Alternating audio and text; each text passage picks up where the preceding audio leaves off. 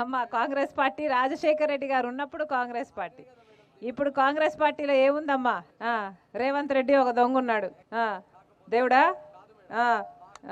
మరి రాజశేఖర రెడ్డి గారిని ఎక్కడ గౌరవిస్తున్నారమ్మా? కాంగ్రెస్ పార్టీ రాజశేఖర రెడ్డి గారిని ఒక దొంగలాగా FIR లో చేర్చింది కాంగ్రెస్ పార్టీ. ఆయన పేరుని 30 సంవత్సరాలు సేవ చేసుకుని రాజశేఖర రెడ్డి గారి బ్రతికున్నంత కాలం ఇంద్రుడు చంద్రుడు అని పోగిరాడే.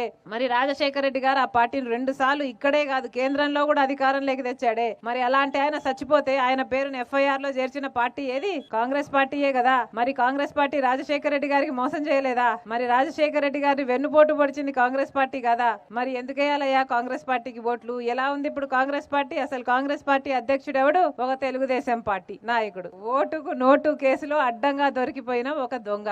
నడపండి అమ్మా, నడపండి. వైఎస్ఆర్ తెలంగాణ పార్టీలోకి మీలాంటి వాళ్ళకి ఎప్పటికైనా అవకాశం ఓపెనే ఉంది. రండి, ఆహ్వానిస్తున్నాం, అందరూ చేరండి. వైఎస్ఆర్ తెలంగాణ పార్టీకి మాత్రమే మళ్ళీ రాజశేఖర రెడ్డి గారి సంక్షేమ పాలన తీసుకొచ్చే సత్తా ఉంది. కాంగ్రెస్ పార్టీ ఏమీ చేయదు. కాంగ్రెస్ పార్టీ రాజశేఖర రెడ్డి గారు పోయినాక కాంగ్రెస్ పార్టీనే 5 సంవత్సరాల అధికారంలో ఉంది. మరి ఏం చేసింది కాంగ్రెస్ పార్టీ? కాంగ్రెస్ పార్టీ సాధించలేదు రాజశేఖర రెడ్డి గారి ఘనత. రాజశేఖర రెడ్డి గారే కాంగ్రెస్ పార్టీకి ఘనత సాధించి పెట్టారు. అది వాస్తవం.